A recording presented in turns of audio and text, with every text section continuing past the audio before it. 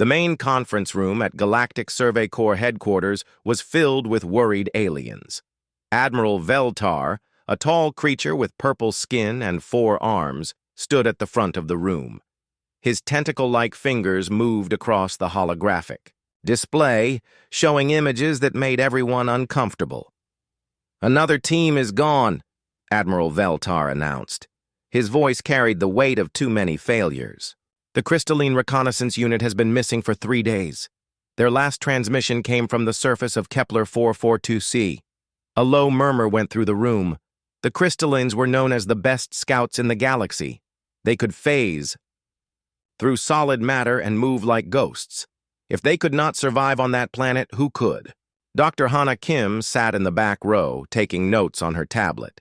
She was the only human in the room full of aliens. Her black hair was tied back in a simple ponytail, and she wore the standard blue uniform of the Survey Corps Science Division.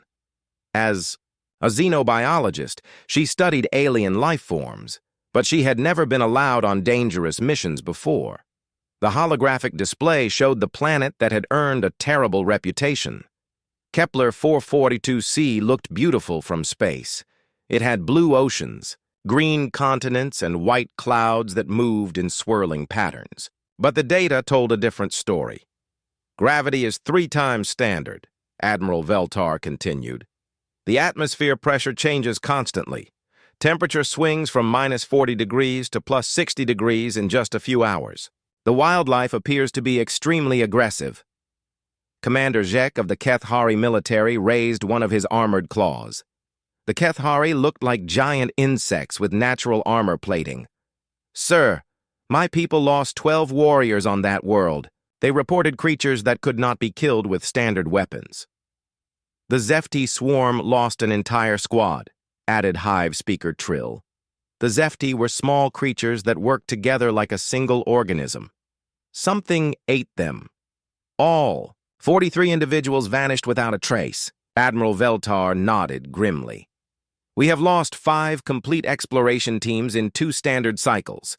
The Thermal Shock Squadron, the Phase Walkers, the Armored Division, the Hive Mind Unit, and now the Crystallines. Each team had special abilities that should have kept them safe." Dr. Hana listened to the reports with growing interest. The descriptions of the planet reminded her of places on Earth. The gravity was heavy, but humans had trained in similar conditions. The temperature changes sounded like camping in the mountains. The wildlife seemed dangerous, but so did bears and wolves on her home planet.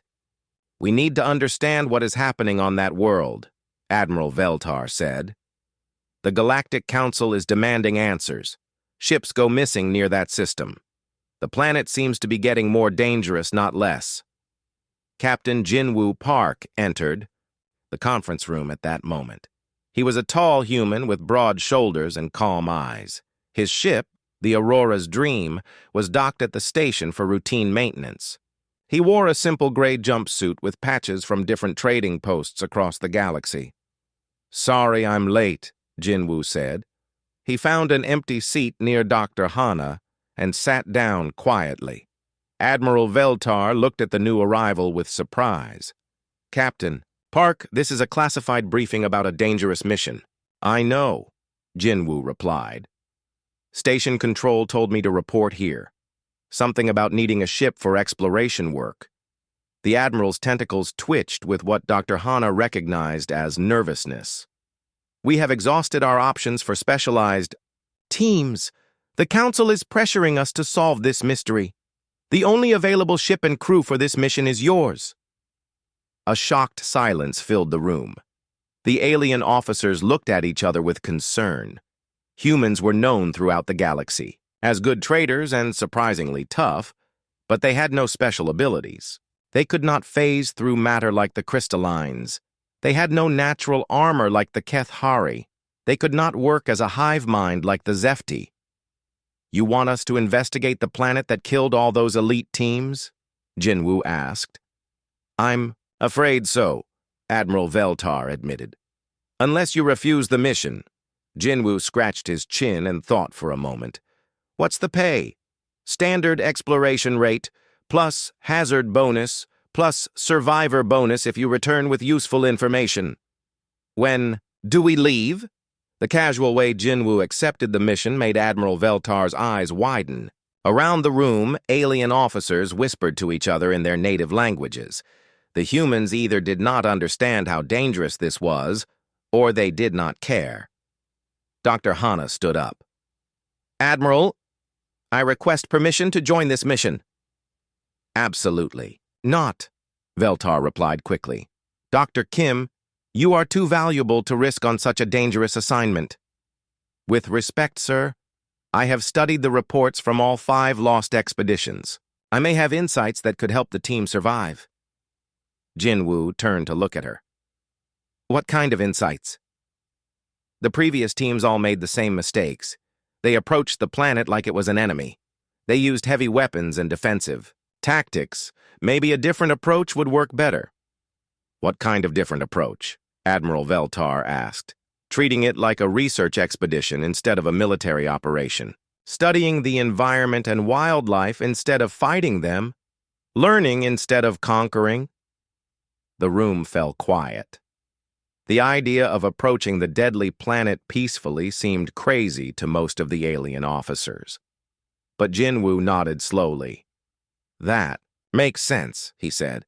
On Earth, we learned that fighting nature usually makes things worse. Working with it works better. Admiral Veltar looked around the room at his officers. None of them volunteered for the mission. The specialized teams were gone or recovering from injuries.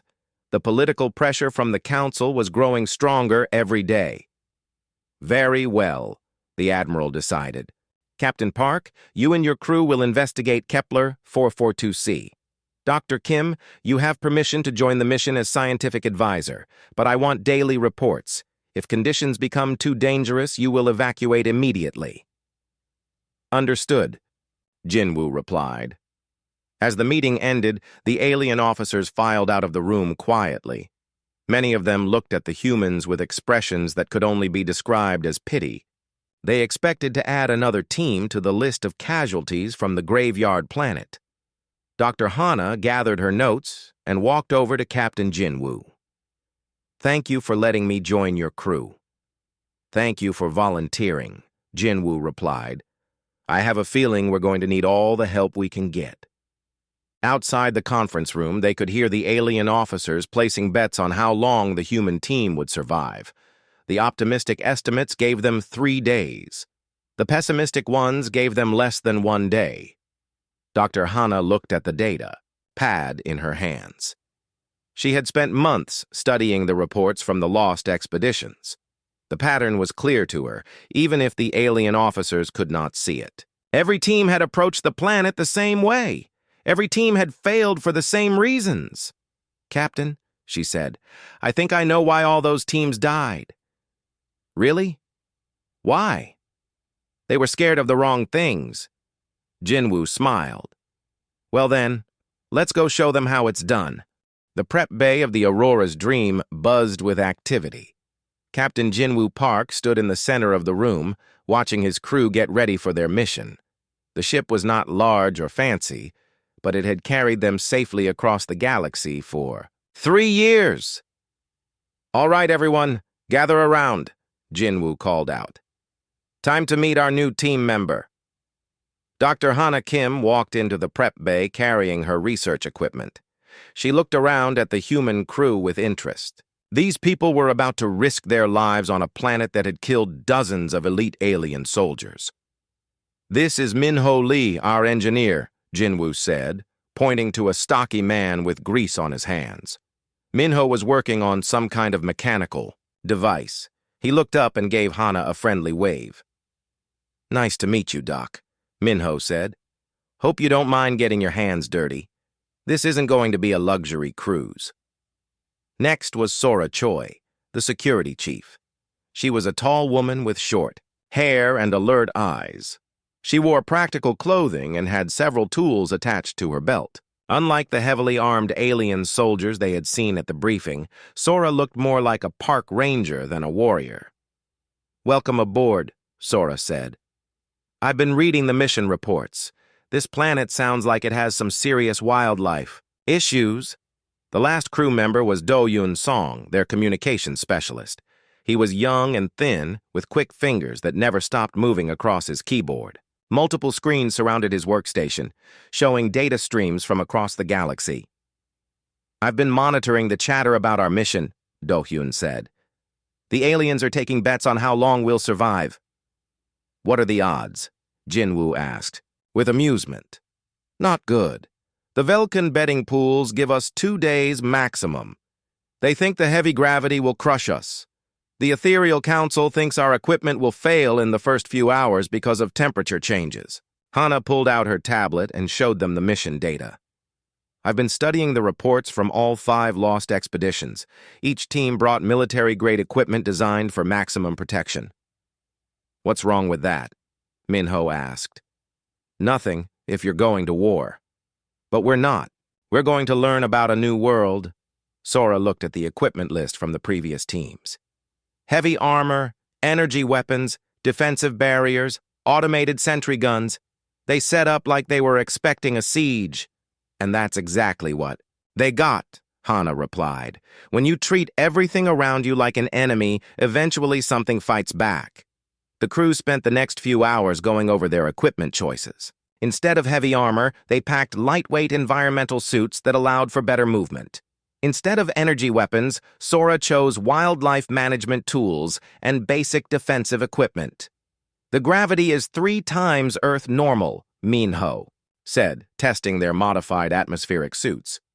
"But that's not impossible. It's like carrying a heavy backpack on a long hike." "The temperature swings are dramatic," Hana added. "But humans have survived in Earth's deserts and Arctic regions.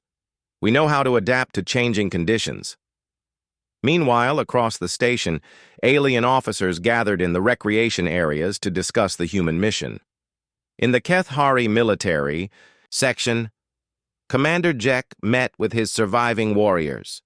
"The humans don't understand what they're facing," Jek said, his armored claws clicking against the table. "My people lost 12 of our best fighters. These traitors have no special abilities, no natural protection." In the medical bay, members of the surviving expedition teams shared their experiences with anyone who would listen. Christex-7, one of the few crystallines to escape the planet, projected images of their final battle. The creatures were everywhere. Christex-7 transmitted telepathically. They moved like liquid death.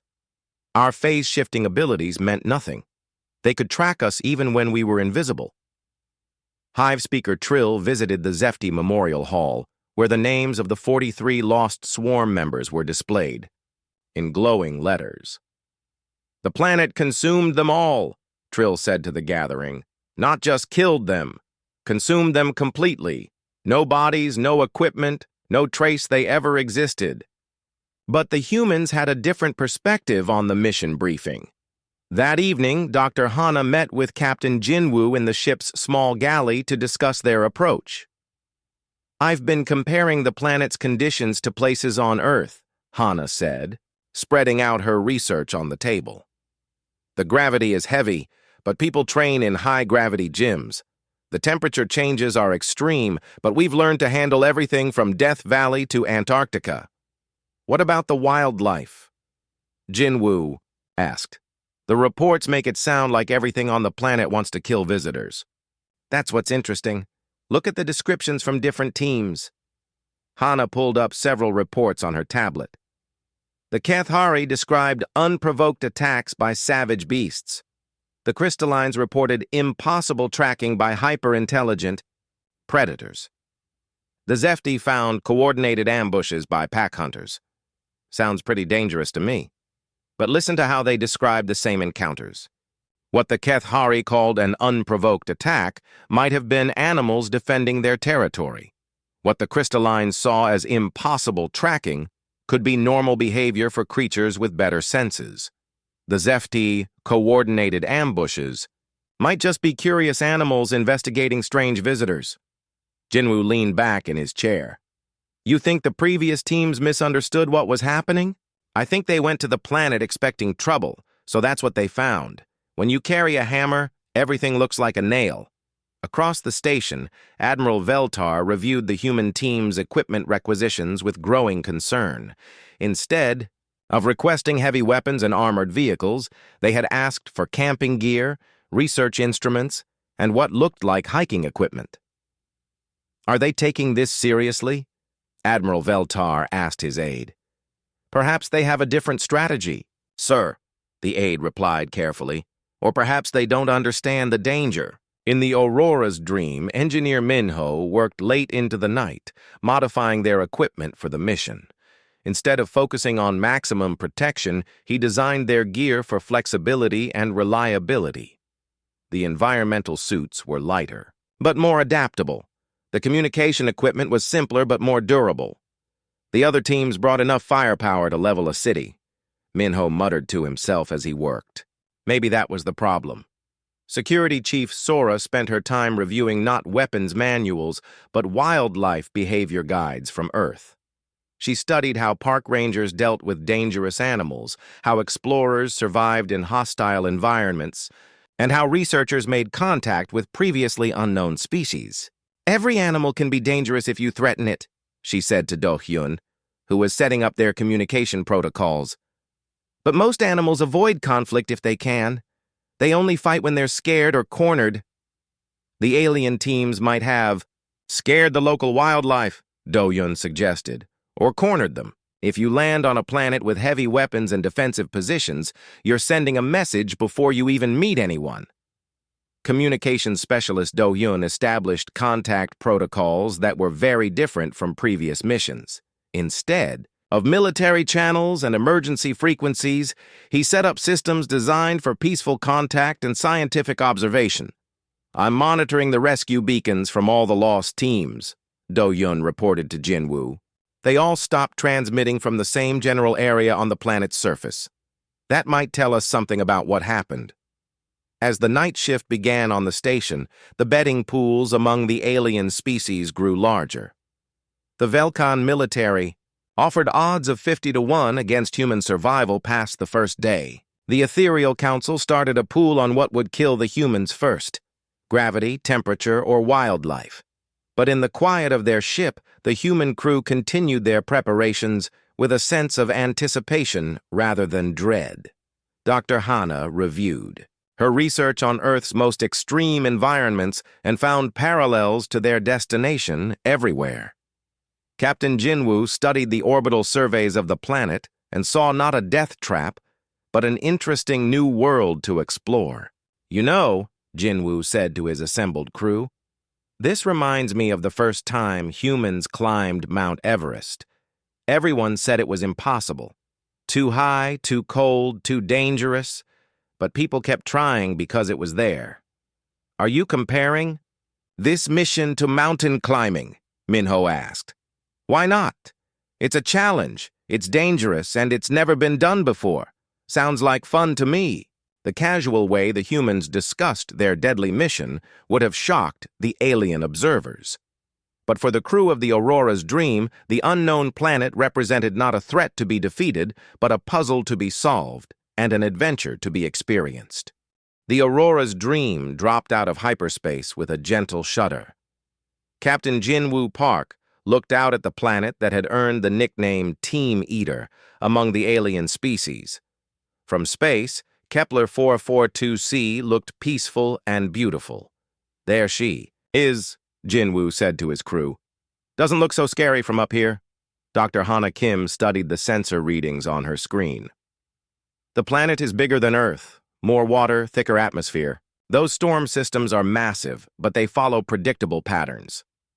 Engineer Minho Lee checked the ship's systems as they entered the planet's gravity well.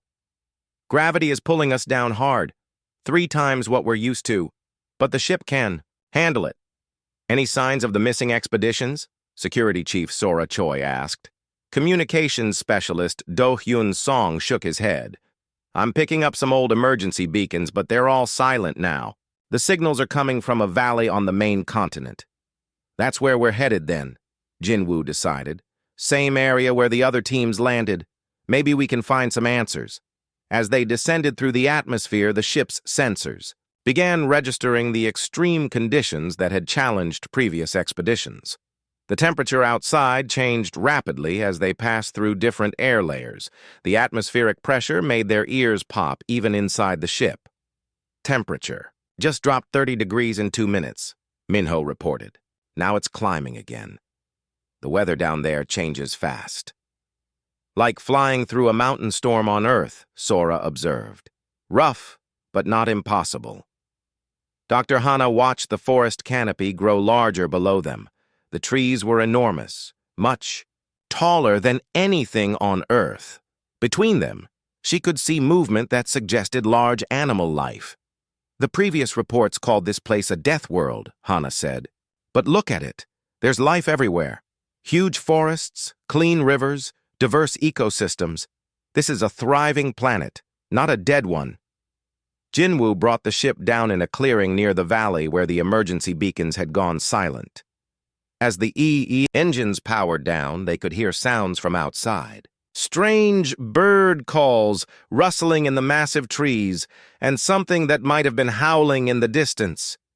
Atmospheric readings show the air is breathable, Do-Yun reported. High oxygen content. We'll need the suits for pressure regulation, but we won't need full life support. The crew put on their lightweight environmental suits. Unlike the heavy armor worn by previous expeditions, the human suits were flexible and allowed for natural movement. They looked more like advanced hiking gear than military equipment. Remember, Sora said as they prepared to leave the ship, we're not here to fight anything. We're here to learn. Stay calm, observe everything, and don't make sudden movements. Jinwoo opened the cargo bay door. Immediately, the sounds of the alien forest filled the ship. It was loud with life. Birds called to each other in the canopy above. Insects buzzed in the undergrowth. Somewhere nearby, something large was moving through. The trees. It's like a jungle on Earth, Minho said, stepping out onto the ramp. Just bigger and louder. Dr. Hana was already taking readings with her instruments. The biodiversity here is incredible.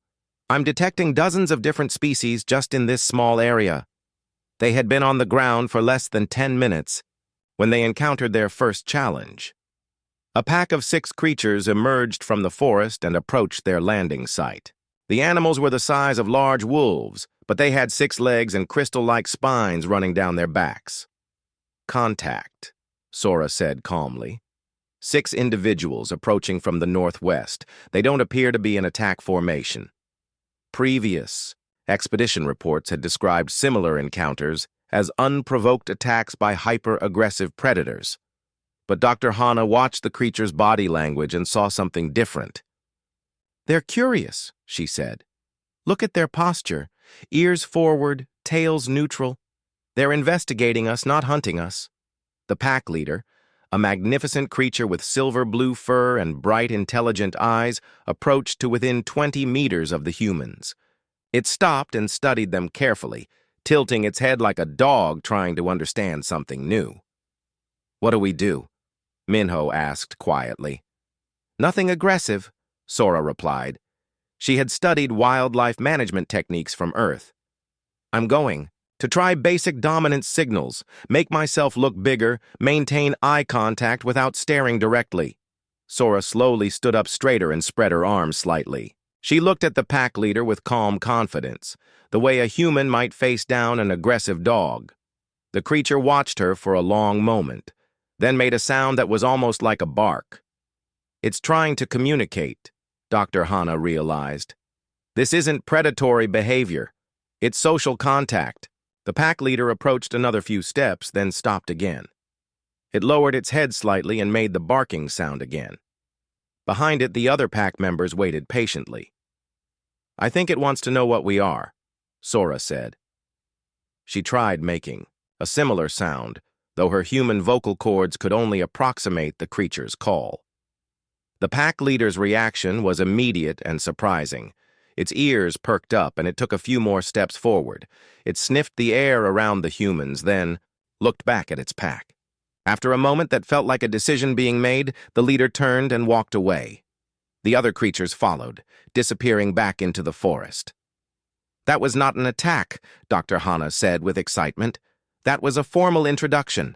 The pack leader was checking us out, decided we weren't a threat, and left us alone.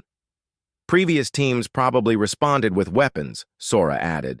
If you point guns at curious animals, they stop being curious and start being defensive. Do-hyun activated his communication equipment and established contact with the orbital station, Aurora's dream to survey core. We have successfully landed on Kepler 442c. First wildlife encounter concluded peacefully. On the other end of the transmission, Admiral Veltar's voice crackled through the speakers. Peacefully? The reports? Describe those creatures as extremely dangerous predators. Negative, sir. They appear to be intelligent pack hunters, but they showed no aggressive behavior toward us. They investigated our presence and then moved on. You're telling me that creatures described as savage killers just walked away? That's exactly what happened, sir. Dr. Kim believes they were simply curious about new visitors to their territory. Back on the station, Admiral Veltar looked at his staff with confusion. Around the recreation areas, the betting pools on human survival, time began to show some interesting changes. The Velkan military officers who had bet on immediate death started to look nervous. In the medical bay, the surviving members of previous expeditions listened to the human reports with amazement. Christex 7, the surviving crystalline, projected confused thoughts to its medical attendants. The flesh creatures describe peaceful contact with the six-limbed hunters. This does not match our experience. The hunters showed extreme aggression toward our reconnaissance team. Dr. Hana continued her initial survey of the landing site, while the rest of the crew established their base camp. Unlike previous expeditions, they did not build defensive fortifications or set up automated weapons. Instead, they created a simple research station that looked more like a campsite than a military position. I'm finding traces of the previous expeditions, Minho reported. He had discovered blast marks on some of the nearby trees and pieces of broken equipment scattered in the undergrowth. Looks like there was some serious fighting here. The damage pattern suggests the previous teams used heavy weapons, Sora observed. Energy burns, explosive craters, defensive positions. They turned this place into a battlefield. As the day progressed, the human team encountered several more species that previous reports had classified as extremely dangerous. A bear-like creature with metallic fur watched them from a distance, but showed no interest in approaching. Flying creatures that looked like giant bats circled overhead but made no aggressive moves. Everything here is just going about its normal business, Dr. Hana noted. We're the visitors in their home.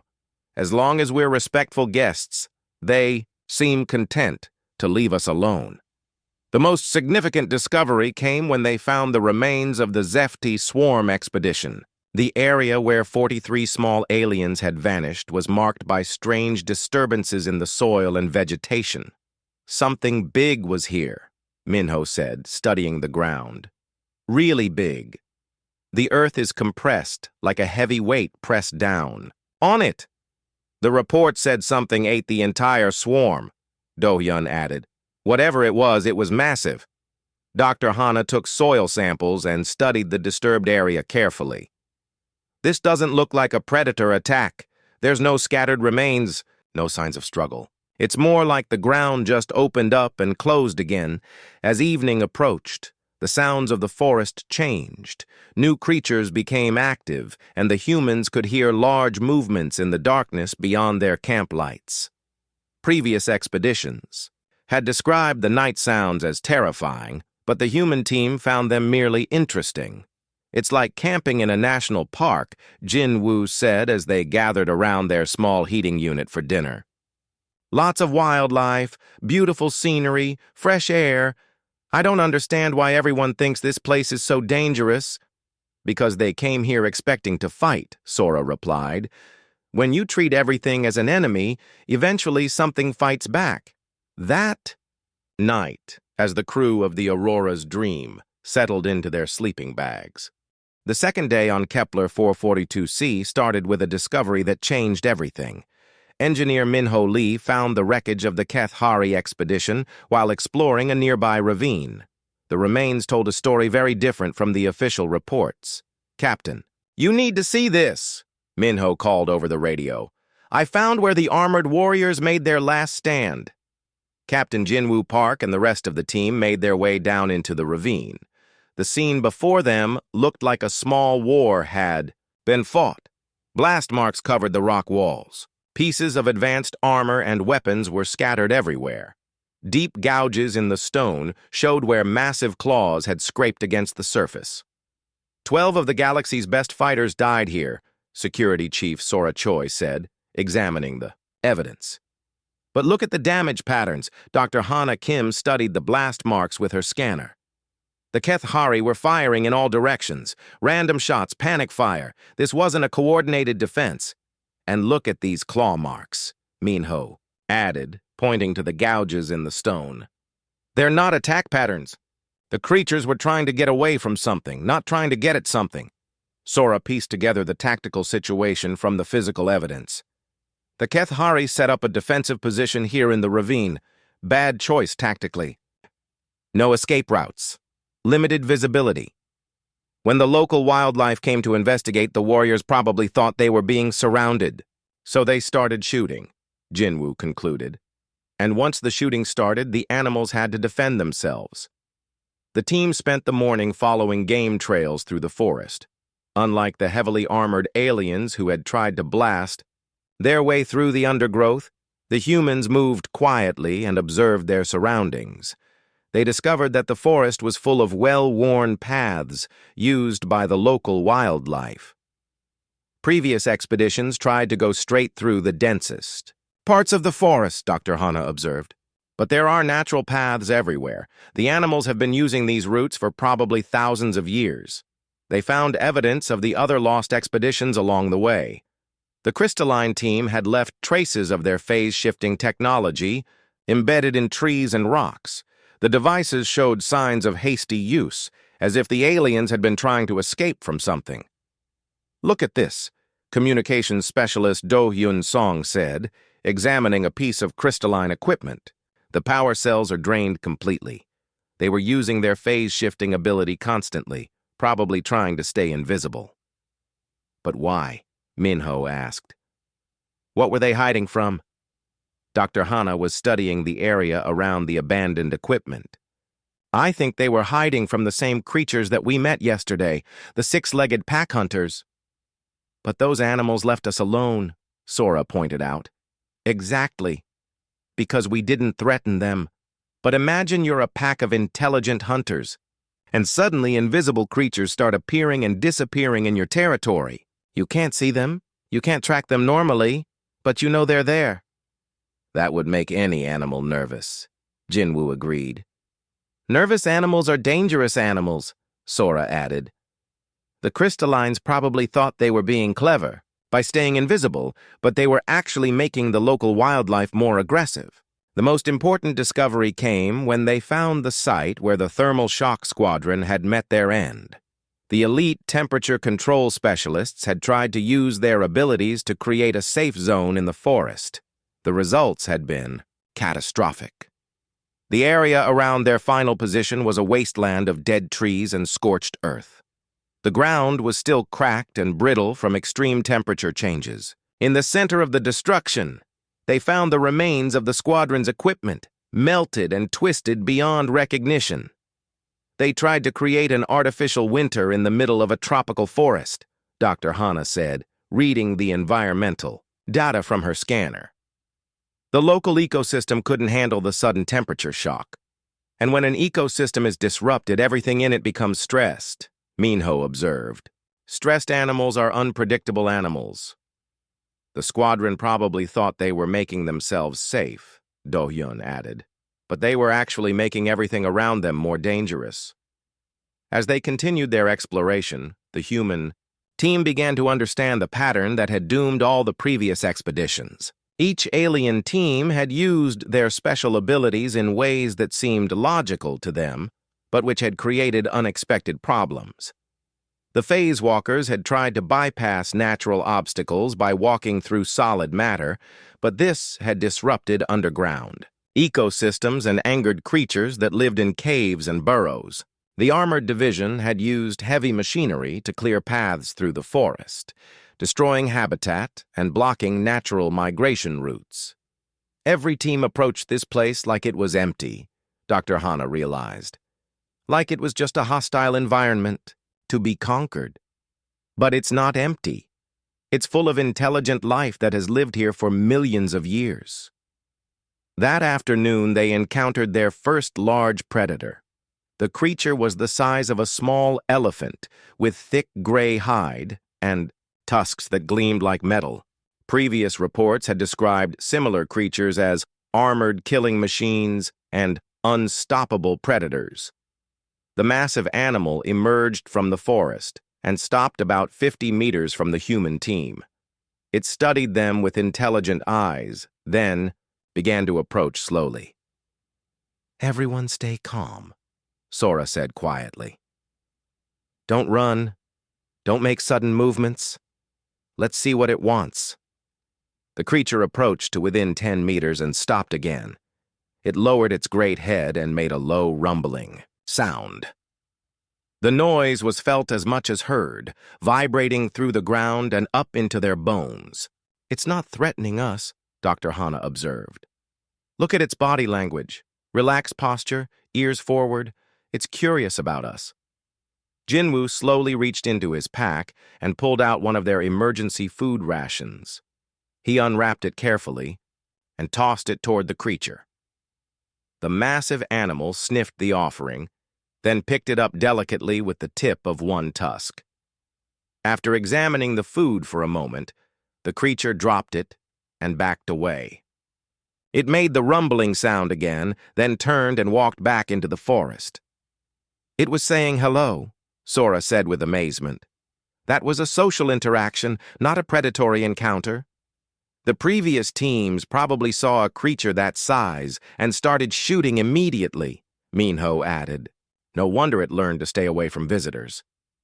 As evening approached, the human team made camp in a clearing near a small stream. Unlike the defensive fortifications built by previous expeditions, they set up a simple research station. No walls, no automated weapons, no defensive barriers. "Aren't we taking a risk?" Do-Yun asked as he set up the communication equipment. "All those alien teams had heavy defenses, and they still didn't survive."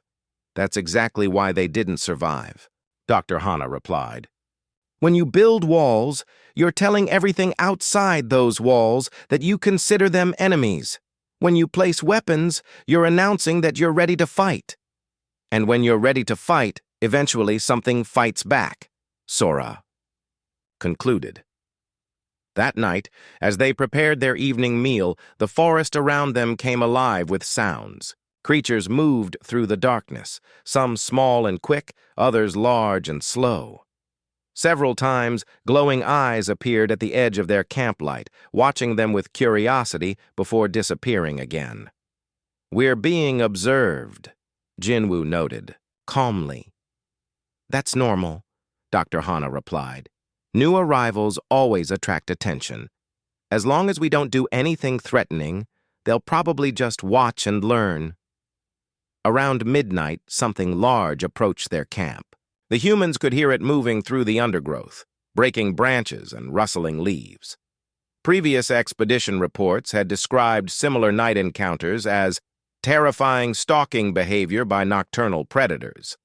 But when the creature finally emerged into the light, it was carrying something in its mouth, a young animal injured and bleeding. The large creature, which looked like a cross between a bear and a big cat, approached the edge of their camp and gently placed the injured youngster on the ground. "It wants us to help," Dr. Hana realized. "It brought us an injured baby." Sora approached the young creature carefully. It was about the size of a house cat, with soft fur and large, frightened eyes. One of its legs was clearly broken. "Can you treat it?"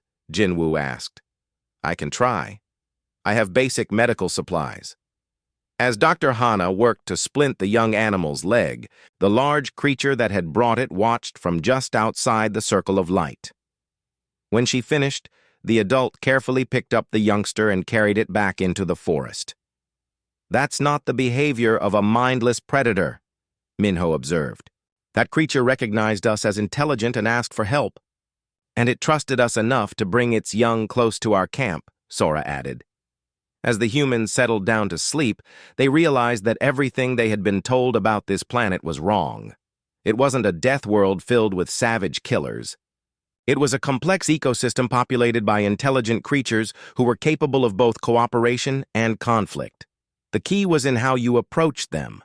On the third day, the human team made the discovery that would solve the mystery of the missing expeditions. Dr. Hana Kim was analyzing soil samples from the sites where previous teams had vanished when she noticed something unusual in the chemical composition. "Captain, I need you to see this," she called to Jinwoo Park, who was helping engineer Minho Lee repair some equipment damaged by the planet's humidity. "What did you find?" Jinwoo asked, looking at the data on her scanner. "Metal traces in the soil. Refined metals that don't occur naturally, and polymer compounds that match the equipment used by the lost expeditions." Security Chief Sora Choi joined them, leaving her observation post where she had been watching the local wildlife. "You mean their equipment is in the ground?" "Not just in the ground. Processed by the ground. Look at these readings. The soil here contains organisms that break down complex materials and recycle them into the ecosystem." Communications specialist Do Hyun Song looked up from his equipment. "Are you saying the planet ate their gear?" "In a way, yes, but not maliciously. The local ecosystem has evolved to process everything that falls on the forest floor. Fallen trees, dead animals, and apparently alien technology." Minho studied the soil analysis with growing understanding. The creatures that attacked previous teams weren't trying to kill them. They were trying to understand what they were. "Think about it," Dr. Hana continued. "You're a creature that has evolved on a world where everything organic gets recycled by the ecosystem.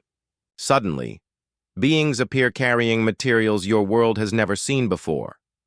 Materials that don't break down naturally. The animals were investigating," Sora realized.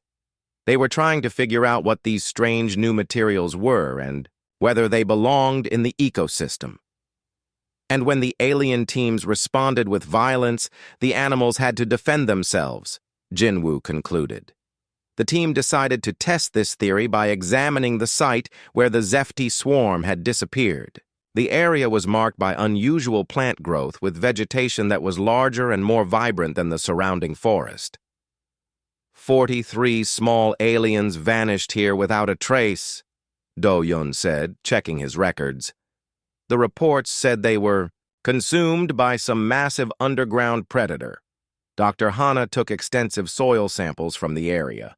Her analysis confirmed what she suspected: high concentrations of processed organic matter. The Zefti weren't eaten by a predator. They were processed by the ecosystem itself. "But how?" Minho asked. "They were living beings, not dead organic matter." "Remember, the Zefti are biomechanical. They're part organic, part artificial. Their technology is integrated into their bodies.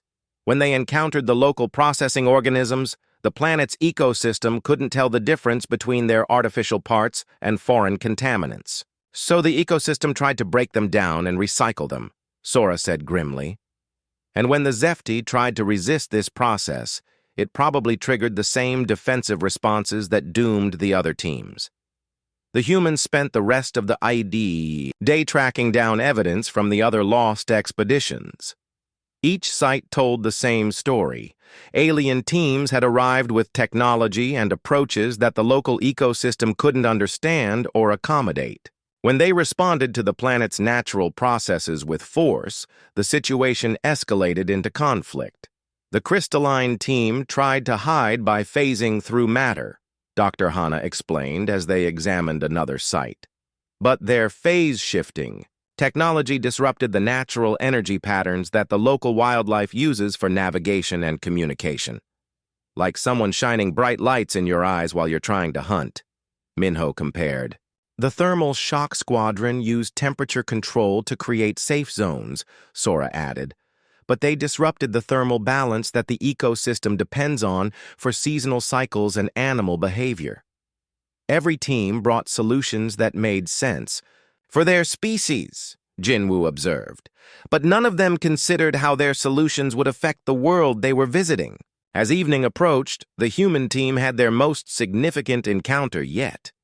A creature the size of a train emerged from the forest and approached their camp. This was clearly the massive underground predator that had been blamed for destroying the Zefti swarm. The creature was magnificent and terrifying at the same time. It moved on dozens of legs, like a giant centipede, but its body was covered in smooth scales that reflected the light. Most impressive were its eyes, dozens of them, all clearly intelligent and focused on the human visitors. "That's the biggest thing I've ever seen," Do-Yun whispered. "Everyone stay calm," Sora instructed. "Remember, we're not a threat to it, and it's probably not a threat to us." The massive creature approached slowly, stopping about 20 meters from their camp. It lowered its great head and made a sound like distant thunder. The noise was so deep that the humans felt it in their chests rather than hearing it with their ears. "It's trying to communicate," Dr. Hana realized. "Look at its behavior. It's keeping its distance, making itself smaller by lowering its head. These are peaceful gestures." Jinwoo stepped forward carefully, the creature's many eyes focused on him, but it made no aggressive movements. He held out his hands to show he was unarmed, then tried to make a similar sound to the creature's call. The response was immediate and surprising. The creature's eyes widened, and it made a series of different sounds, as if it was trying different ways to communicate. Some sounds were high-pitched whistles, others were low rumbles that shook the ground. "It knows we're intelligent," Sora said with amazement. "It's trying to find a way to talk to us." Dr. Hana activated her recording equipment and began documenting the encounter. The creature seemed to understand what she was doing and moved closer, allowing her to record its various sounds and movements. "This is incredible," she said. "This creature shows every sign of advanced intelligence. It's not a mindless predator. It's trying to establish communication protocols with us." The interaction continued for over an hour. The creature demonstrated different sounds and movements, watching carefully for the humans' reactions. When they tried to copy its sounds, it responded with what could only be described as encouragement. "The previous teams never gave it a chance to communicate," Minho observed. "They saw something this big and assumed it was dangerous." "Size doesn't equal aggression," Sora replied. "On Earth, elephants are huge, but they're gentle and less threatened. Whales are even bigger, and they're completely peaceful."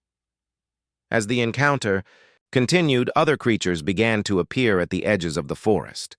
The six-legged pack hunters from their first day returned, along with several other species the humans had encountered. They seemed to be watching the interaction with interest. "We have an audience," Do-Yun noted. "Word is spreading through the local community that we're different from previous visitors." The large creature eventually retreated back into the forest, but not before making one final gesture. It approached a nearby tree and used one of its claws to carve marks into the bark. The marks formed patterns that were clearly deliberate and organized. "It's leaving us a message," Dr. Hana said, studying the carved symbols. "This is written communication. This creature has language, culture, and probably civilization. And all the previous teams tried to kill it," Jinwoo said quietly. That night, as the humans prepared for sleep, they reflected on what they had learned. The planet that had been labeled as a death world was actually home to multiple intelligent species. The creatures that had been described as savage predators were actually curious scientists, trying to understand the strange visitors to their world. "Every expedition that came here approached it the same way," Dr. Hana said as they gathered around their small heating unit.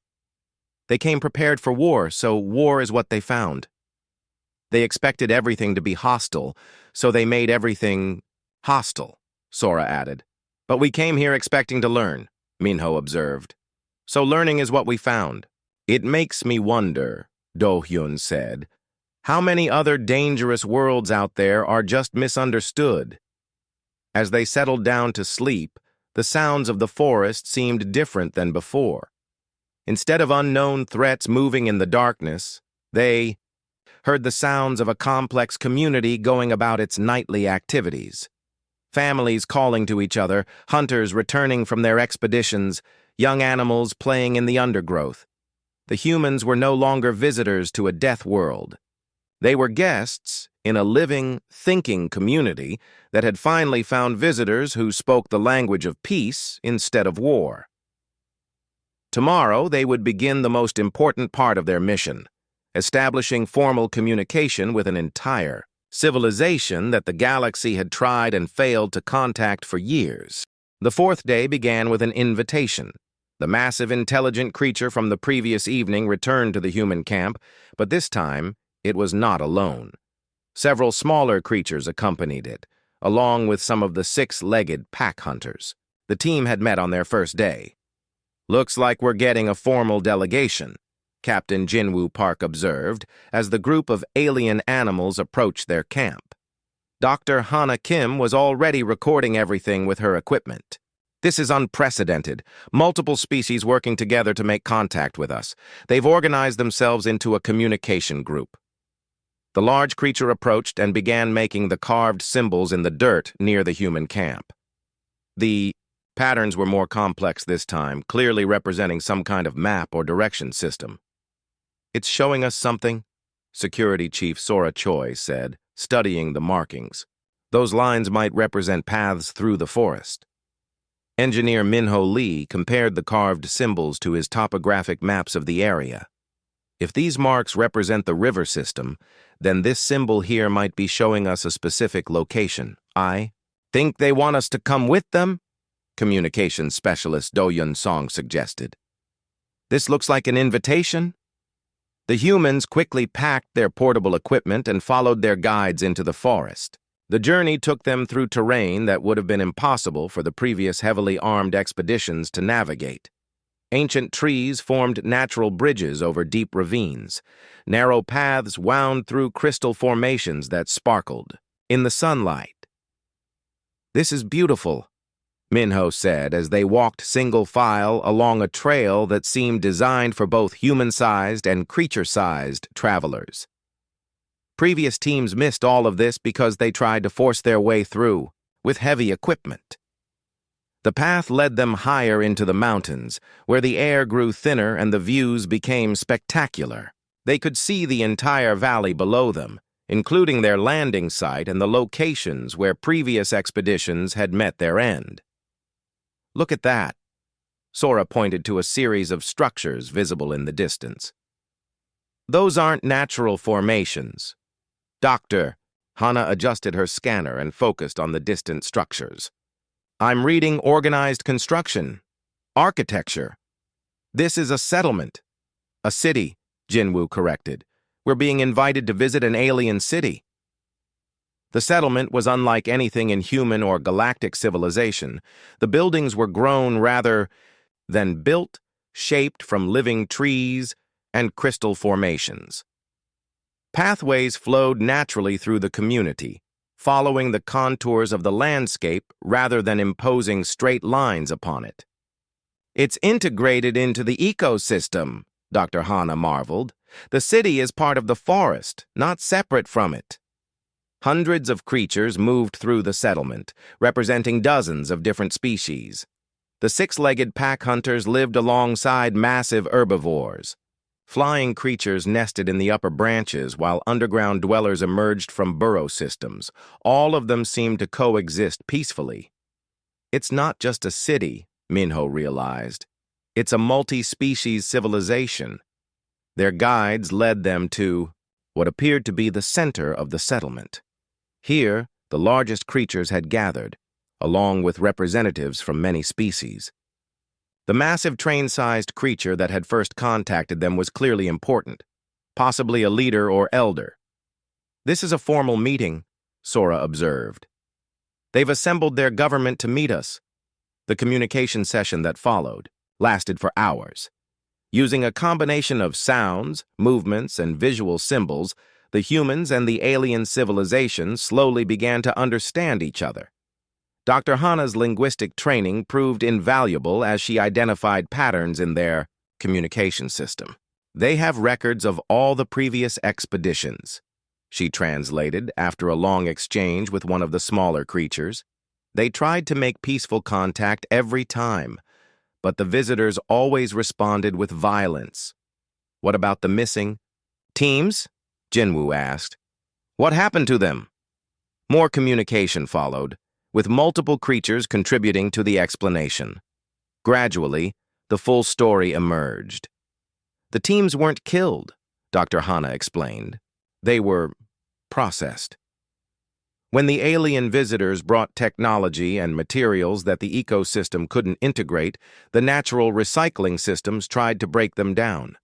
The beings wearing or carrying this technology got caught in the process. But some of the teams fought back, Do-hyun pointed out. The battle sites we found showed evidence of combat. That's when the defensive protocols activated. Dr. Hana continued translating. When the recycling process was resisted with violence, the ecosystem shifted into protection mode. Every creature in the area responded to defend their world. So, the teams created the very danger they were trying to fight against, Minho concluded. The alien leaders showed the humans something that had never been reported by previous expeditions. A memorial.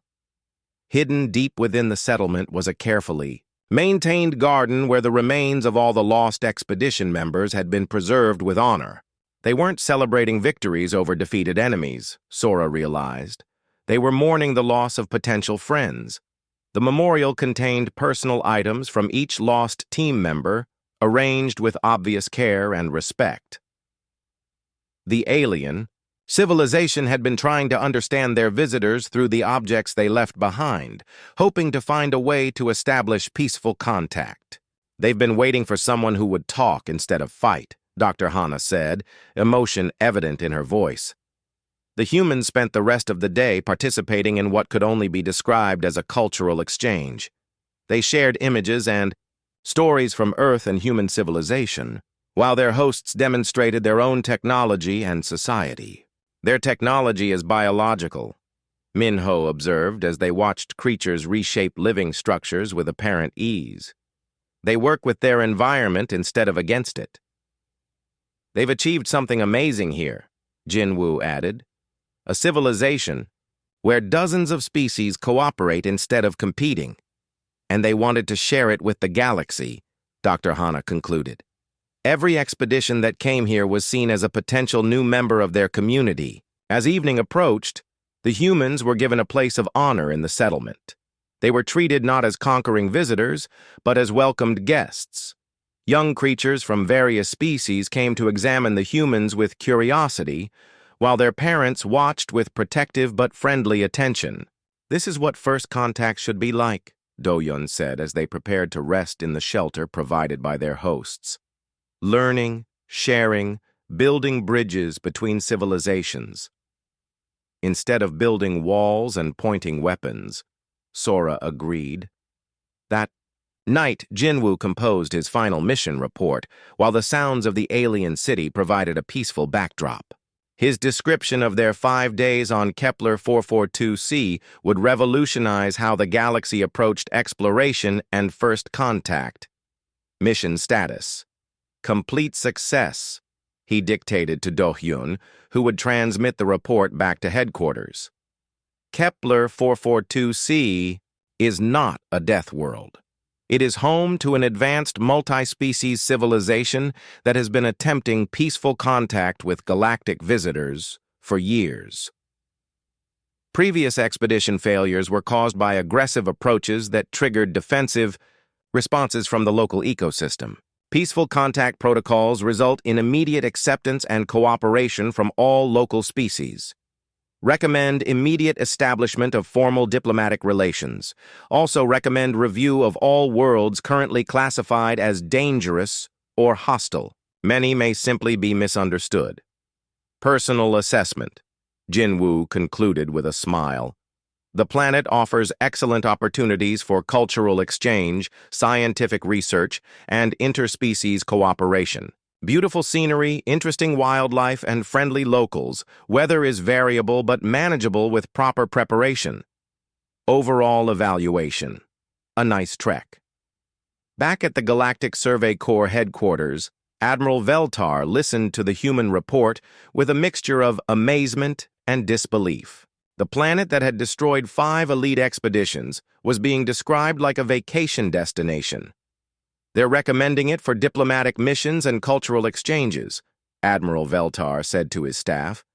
The humans describe creatures we classified as apex predators as helpful guides and interesting conversationalists. Around the station, the betting pools on human survival became the subject of intense discussion. The aliens who had wagered on quick death found themselves owing substantial amounts to the few who had bet on human success. But more importantly, the human mission had opened the possibility of genuine cooperation between the galactic community and an entire world that had been written off as too dangerous to contact. 6 months later, Kepler 442c became the first world to join the Galactic Council through peaceful integration rather than conquest or submission. Human diplomats served as ambassadors, facilitating communication between the alien civilization and the various galactic species. The planet that had once been known as the Team Eater became a model for how different civilizations could work together. Aliens from across the galaxy came to study the multi-species society that had achieved what most worlds only dreamed of, true cooperation between different forms of life.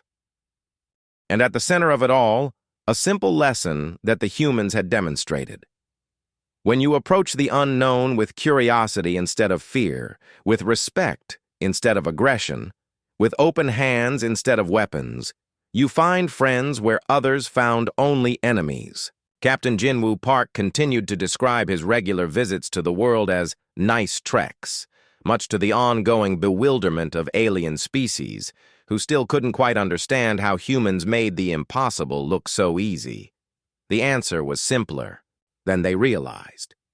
Humans had learned long ago that the best way to survive in a dangerous world was to make it less dangerous by making friends with it.